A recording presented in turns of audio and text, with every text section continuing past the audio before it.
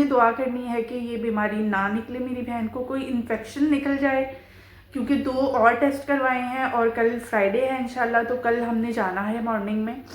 और बस आप लोगों ने यही दुआ करनी है कि ये छोटी सी चीज़ हो जो सुबह का ये वक्त है, इतनी सुबह भी नहीं है, खैर 10:30 होने ही वाले हैं।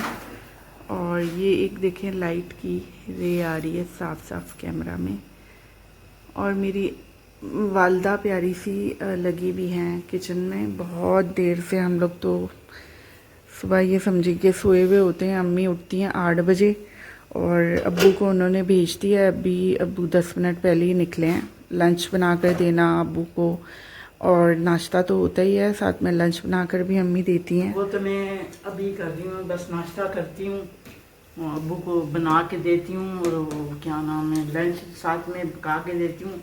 ये तो रोज का था, लेकिन आज क्या बनाया था? बीमार थी ना, इसलिए मेरे को करना पड़ता है वो बेचारी। और शाइस्ता घर में होती है, वो खुद करती है, क्या करें। लेकिन अम्मी मुझे अच्छा नहीं लग रहा ना, आप जिस तरह कोई दिन के बाद वो इंशाल्लाह ठीक हो जाएगी, पक्का लेंगे इंशाल्लाह। हाँ। अब्बू को क्या बना कर दिया था आज? लौकी। अच्छा। हाँ। वैसे अम्मी अब्बू को ये लौकी और इस तरह की सब्जियां वैसे तो उनको खाना सुन्नत है, अब्बू को पसंद, हम सभी को पसंद है। हाँ। लेकिन अब्बू कभी कभी सब्जियां खाने में आपको पता है ना करते हैं कि मुझे बैंगन नहीं खाने, और हाँ। मेरे अब्बू ना थोड़ा सा इस चीज़ में करते हैं। अब्बू को ग्रीन सब्जियां भी नहीं पसंद, पत्तों वाली। अब्बू कहते हैं मुझे नहीं पत्ते वत्ते खाने, इस तरह की चीज़ें। जबकि मेरे अब्बू का ताल्लुक ना विलेज से है, बैकग्राउंड उनका जो है विलेज है। और हम लोगों को प्राउड है इस बात पर, क्योंकि अम्मी का भी थोड़ा है, क्योंकि अम्मी और अब्बू ना फर्स्ट कज़न्स ही हैं आपस में। लेकिन अब्बू को फिर भी सब्जियां खानी पसंद नहीं है। लेकिन मॉर्निंग में और अब इस एज में आकर उन्होंने रियलाइज़ किया है कि ये चीज़ें, इन चीज़ों से बढ़कर कुछ भी नहीं है। तो अब्बू अपने लिए अक्सर सब्जियां एक दाना या इस तरह ला कर रखते हैं कि वो मॉर्निंग में सिर्फ मेरे लिए बनेगा। और अम्मी आप क्या कह रही थी, आपने क्या बना दिया है? कुछ बनाया भी है सुबह सुबह? बनाया, रात का सालन है, और मरियम के लिए कुछ वही लौकी पकाऊंगी। और ये क्या है? ये अंडे हैं, ये अंडे इसको खा देती हूँ। अच्छा, आज का अम्मी आप छोड़ दो बस, अंडे है ना इसमें, छोड़ दो। अच्छा ठीक, सही है।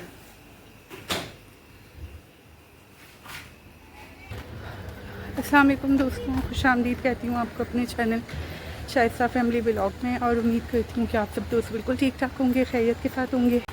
मैं भी अल्हम्दुलिल्लाह बिल्कुल ठीक ठाक हूँ और हाजिर हूँ अपने नए प्यारे से ब्लॉग के साथ।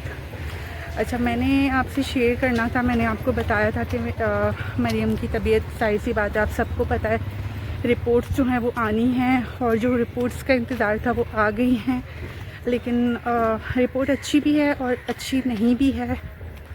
तो रिपोर्ट्स तो इंशाल्लाह मैं आपको जो भी उसके बारे में होगा, जो भी है रिपोर्ट्स में, और उसकी क्या ट्रीटमेंट बताई है, क्या सीन है, कितना टाइम लगेगा, ये सब इंशाल्लाह रिपोर्ट के साथ ही आपको बताऊंगी। फ़िलहाल बस मैं यहाँ ट्यूशन वगैरह आई हुई थी। This is my last place हमेशा से ही, और यहाँ से होकर फिर मैं घर की तरफ जाती हूँ। आपको पता ही है, ये बात बहुत शुरू से मैंने आपसे शेयर करी हुई है। और ये मेरा बटन है ना, बार बार खुल जाता है, लोगों को लगता होगा पता नहीं क्या अजीब सा लगता है ये, कुछ छिछोर वाला।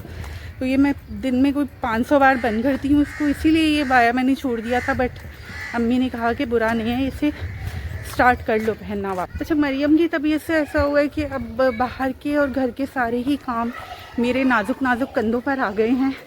ज़ाहिर है वो मेरी बच्ची है यार, वो मेरी बहन है, और मैं काफ़ी फ़िक्रमंद हूँ। पता नहीं है, कभी कभी मुझे ऐसा लगता है कि बहुत ज़्यादा जिम्मेदारियाँ उसके कंधों पर हमने डाल दी थी, पता नहीं उसी का असर ले लिया है शायद। क्योंकि बड़े कहते हैं कि अगर आप ऊपर से बर्डनाइज हो ना, तो आपके इनसाइड जो है वो नॉर्मल नहीं रहता। ये मैंने अपने बड़ों से सुना है, पता नहीं इसमें कितनी सच्चाई है, लेकिन अब थोड़ा सा मुझे फ़ील होता है कि शायद कहीं ना कहीं इसमें सच्चाई मौजूद है। तो अब सारा का सारा काम, मेरी कोशिश यही होती है कि सुबह मैं कर आया करूँ हर चीज़, ईच एंड एवरीथिंग। ज़ाहिर है अम्मी पर भी तो डाला नहीं जा सकता ना, तो ये सारा रीज़न है। चलें जी, मैं जा रही हूँ अंदर, फिर इंशाल्लाह आपसे बात होती है। और यहाँ पर मैं मरियम की सारी रिपोर्ट्स फैला कर बैठी हूँ क्योंकि मुझे ये किसी और को भी सेंड करनी थी, डॉक्टर हैं वो, और कुछ आपसे भी शेयर तो करना ही था तो शेयर कर ही लूँ सारी की सारी रिपोर्ट्स, क्योंकि आप लोगों को भी पता है कि सेकंड ओपिनियन जो है वो अच्छी बात होती है। सेकंड क्या, मैं तो सेकंड थर्ड फोर्थ कितने ही ओपिनियंस लूँगी, ये मुझे पता भी नहीं है कितने ओपिनियंस में लूँगी। तो ये सारी रिपोर्ट्स हैं। इवन अभी 2 और जो है वो टेस्ट लिख कर दिए थे तो वो भी मैंने हाथों हाथ करवा दी। उसकी रिपोर्ट्स जो है मैं ऑनलाइन ही निकलवा दूँ। तो जैसा कि मैंने आपसे कहा था कि मैं आपसे शेयर करूँगी विद रिपोर्ट्स, और रिपोर्ट्स भी मैंने आपके सामने शेयर कर दी हैं। अच्छा, दूसरी बात मैंने आपसे ये बोली थी क्योंकि वो कल की क्लिप्स थी, ये नया दिन है, so good morning for today. Allah ताला हम सब के सुबह को शामों को अल्लाह की याद में जो है वो बिज़ी कर दे, क्योंकि अभी परेशानी में जब इंसान होता है ना उसको तभी अल्लाह ताला की ज़्यादा याद आती है, वरना वो सिर्फ अपने कामों में लगा होता है। इंसान बहुत सेल्फिश है। अच्छा खैर, कहाँ की बात में कहाँ ले गई।